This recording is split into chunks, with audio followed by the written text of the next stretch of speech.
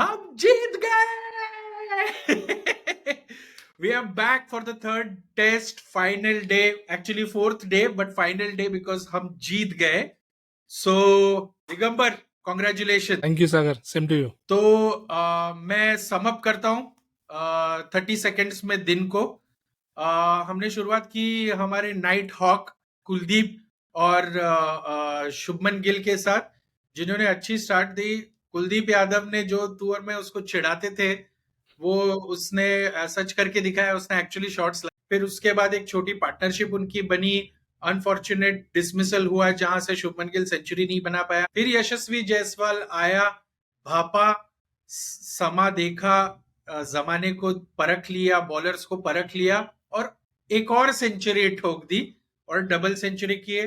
फिर सरफराज खान आया, उसने भी मध्यम मध्यम स्टार्ट की, लेकिन उसके बाद ब्लिट्सक्रीग उसने भी शुरू किया.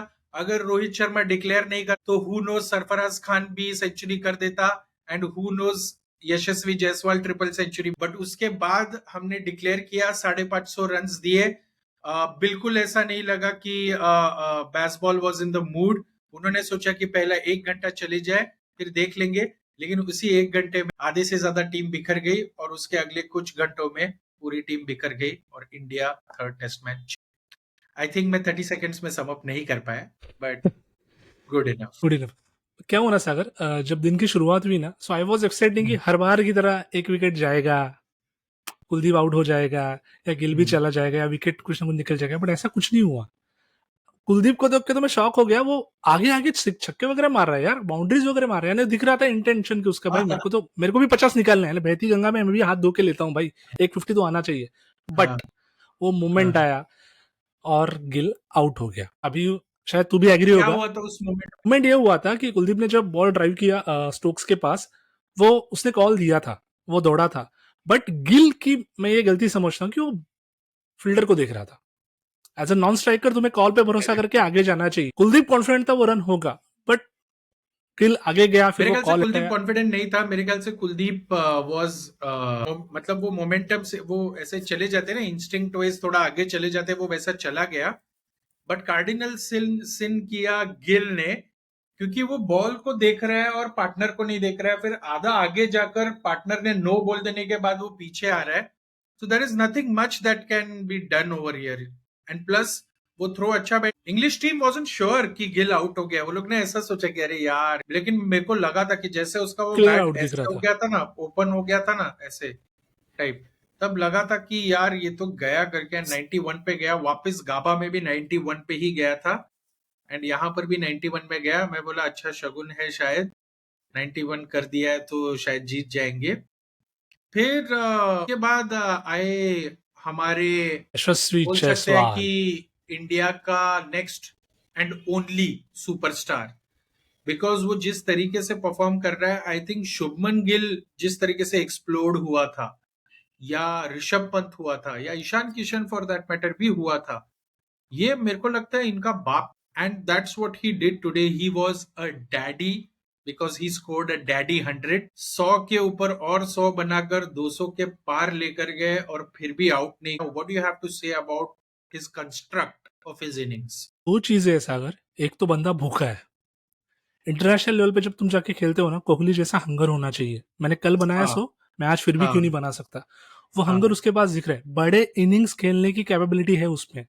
ओके, टेस्ट मैचेस में आपको ऐसे ही बंदे चाहिए जो बड़े इनिंग. आप 50-100 मार के मैच नहीं जीत सकते, आपको बड़ा स्कोर करना पड़ेगा. वो उसमें हंगर है. और सबसे बढ़िया चीज ना, ही ऑब्जर्व्स वेल.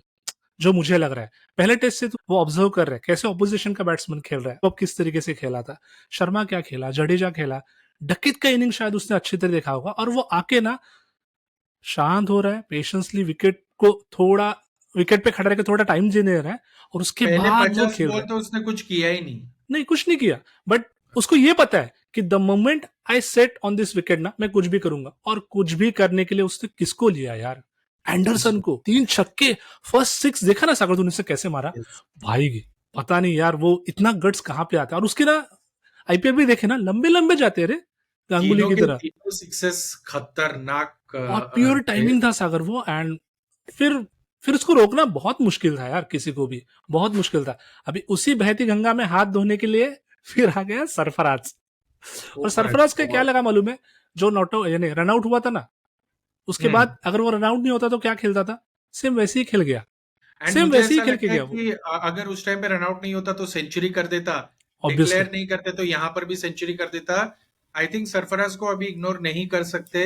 अगर उसने तुमको काइंड ऑफ बचाया है, वो अगर आउट हो जाता है तो प्रॉब्लम्स भी हो सकते थे, स्पेशली फर्स्ट इनिंग्स में उसके वो 62 रन काफी इंपॉर्टेंट थे। उसके बाद भी उसके 60 ऑड रन काफी इंपॉर्टेंट थे, लेकिन there was this moment between Sarfaraz and Jaiswal. एक क्लियरली एक रन था, 2 रन थे, जिसमें जायसवाल भागा ही नहीं। उसने स्टार्ट स्लो लिया और इसने भागकर आधे पिच में आके वो वापस भागकर आया। एंड वो उसे बोल रहा था तू पागल है देख ना करके, जायसवाल कुछ उसको ऐसा बोल रहा था। एंड मैं बोला इनमें क्या हीट है भाई, ये कैसा चल रहा है। एंड देन बाद में वो 2 रन के लिए भाग रहा है तो सरफराज चल के जा रहा है, because there was no run. तो ऐसा लगा, लेकिन जब जायसवाल ने डबल सेंचुरी मारी और जैसे ही वो दोनों हाथ ऊपर कर रहा था, सरफराज के भी दोनों हाथ ऊपर चले गए थे, दे बोथ हग। एंड जब मैच खत्म हुआ, डिक्लेयर हुआ, तब उसने जायसवाल को बोला कि तू आगे चल करके, ये तेरा मोमेंट है, I don't want to harp on it. तो वो भी एक ब्यूटीफुल मोमेंट हुआ था at the end of during the declaration of Indian innings. तो जब डिक्लेरेशन चल रहा था ना ब्रो, मेरे को सच्ची बात बोलूं, मेरे को ऐसा लग रहा था यार 50 रन कर ही रहा है तो 600 रन का क्या यानी वो चलता है। तुझे एंडरसन ने जो बोला था 600 वाला टारगेट देना ही था। मुझे वो था।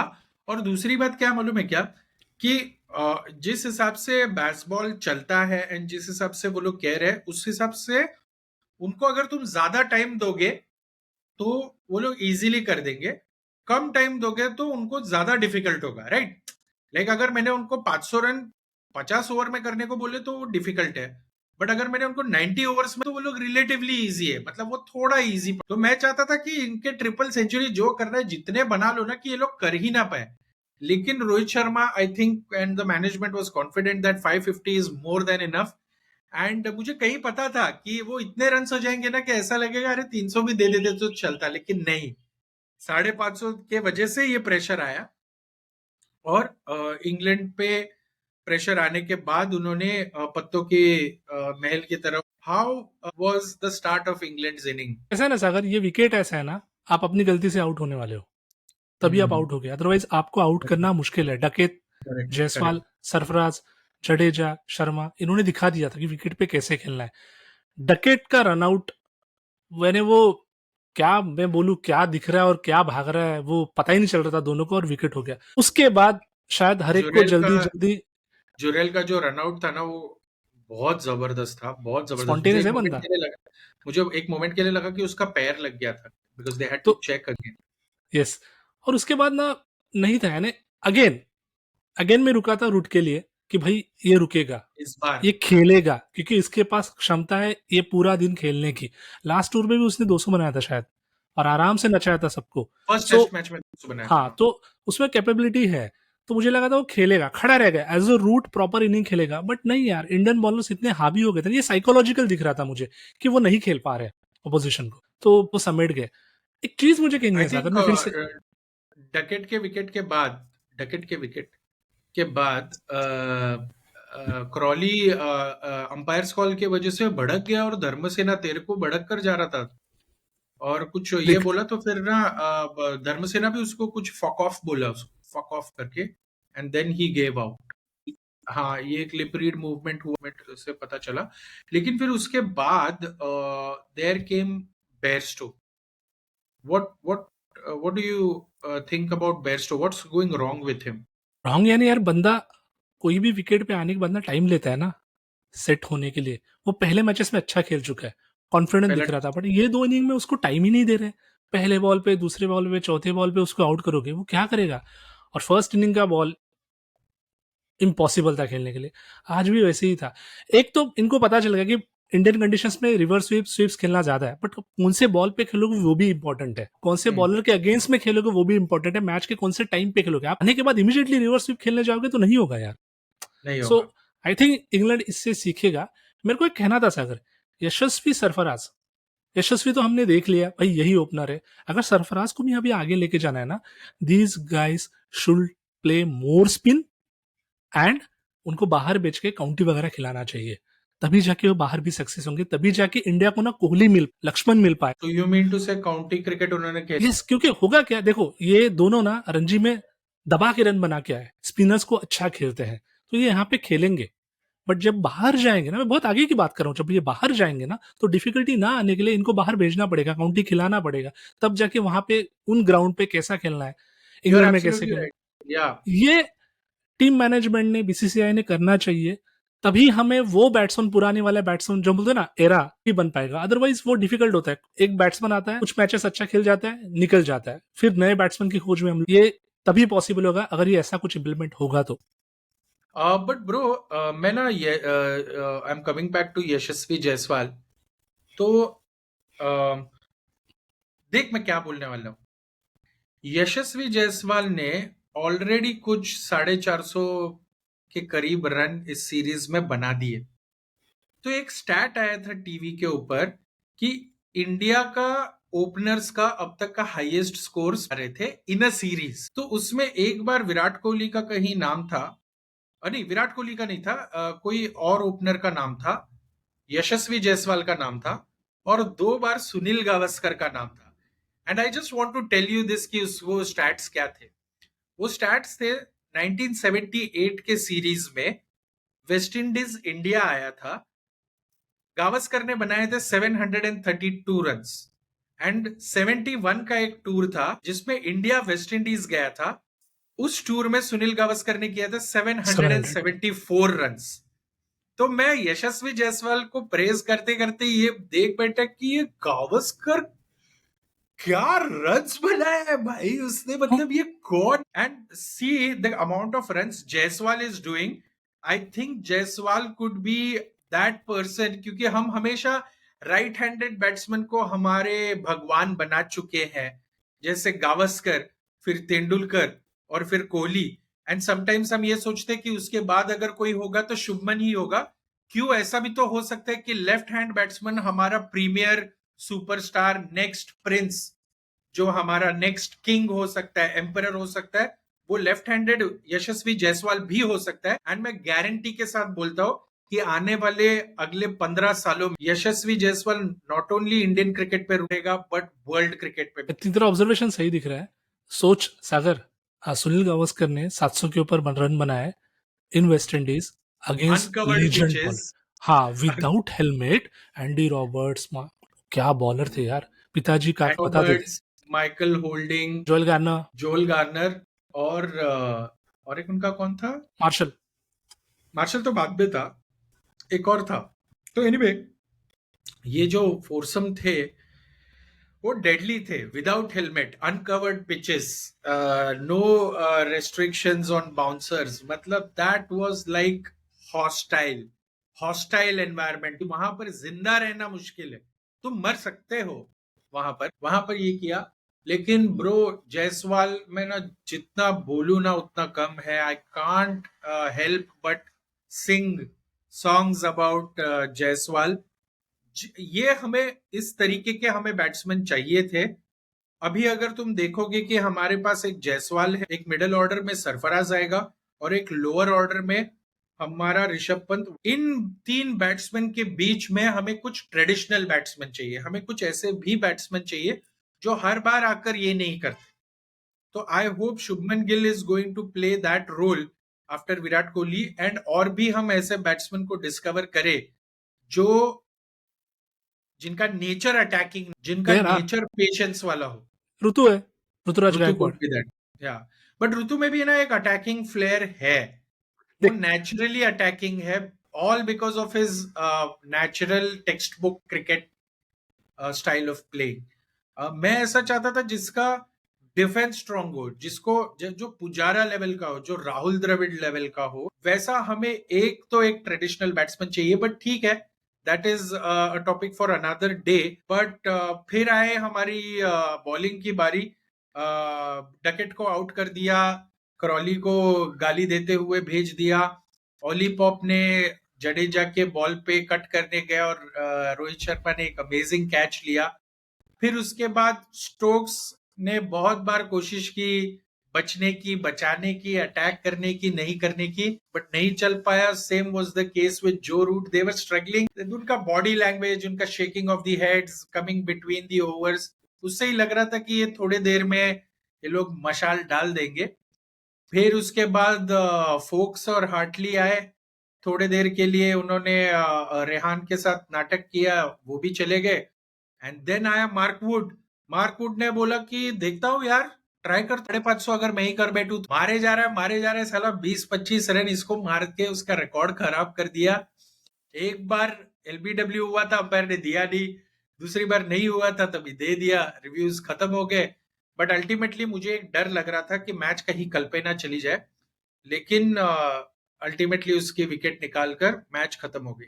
I just want to tell you one thing before you give your opinion and continue. मैं एक बात बोलना चाहता हूँ. मेरे को एक डर कि मार्कवुड जिस हिसाब से मार रहे हैं ना, मुझे ये डर आया था कि शायद हमारे बॉलर्स हिल जाए और उनको आउट ना कर पाए. क्योंकि कभी कभी ऐसा होता है ना कि हम इनको मार नहीं पाते, टेलेंडर्स को आउट नहीं कर पाते, because we try to do something extra. तो जो मेरे को क्या एक मोमेंट याद आया, तेरे को याद होगा कि 2017-18 का टूर पे जब इंडिया इंग्लैंड गया था, तभी एक मैच ऐसा हुआ था जिसमें 4th डे पे मैच चला गया था. England was almost all out. Rashid Khan और रशीद खान नहीं, आदिल रशीद और एंडरसन बैटिंग कर रहे थे. एंड आदिल रशीद का डिफेंस जबरदस्त है. वो कड़क, उसने रोका. Full house. What he did was he gave the victory, but he took the joy out of it. कि उसने वो मैच 5th डे पर लेकर गया. एंड 5th डे पे इंग्लैंड में कोई भी ऑडियंस आया नहीं. तो काइंड ऑफ वो जो आया हुआ ऑडियंस था ना, उनके सामने डिग्निटी लूज नहीं किया, उनके सामने हारा नहीं, उनके सामने विराट कोहली को उसने वो करने नहीं. नेक्स्ट डे पे ले गया, अगले पहले 1 घंटे में ही आउट होकर मैच हार गए. तो मुझे लग रहा था कि कहीं वो मोमेंट ना आए. खैर, मैच कन्विंसिंगली जीत गए. वन ऑफ द नहीं, this is the number 1 highest wicket defeat जो इंडिया ने आज तक हमारे 577 टेस्ट्स के हिस्ट्री में दिया है. ये हुआ. Did you know what Ben Stokes said? Ben Stokes ने ये बोला कि ठीक है, जैसा चाहिए वैसा होता. Everybody is criticising Bazball because अभी उनको हमारा फेलियर में मजा आ रहा है. हमको किसी ओपिनियन का फर्क नहीं पड़ता. हमको सिर्फ यही फर्क पड़ता है कि ड्रेसिंग रूम का ओपिनियन क्या है, और हमें हमारे स्ट्रेंथ्स पता है, हम वही करने वाले हैं. एंड हु नोज, कभी भी टेस्ट सीरीज खत्म नहीं हुआ है, हम लोग 3-2 करके ट्रॉफी घर भी लेकर जा सकते. So what they need to do is that to win next match. Simple फंडा है, क्योंकि आखिरी मैच धर्मशाला है.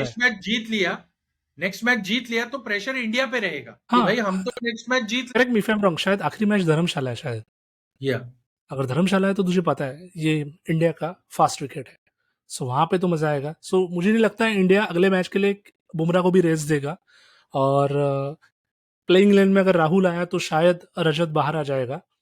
सो लेट्स सी क्या होता है. तो हमने एंजॉय किया. हम ये भी जानते कि हमारे व्यूअर्स ने भी एंजॉय किया होगा. So let's meet on other day, on a fresh day of 4th test match. तब तक के लिए बाय बाय.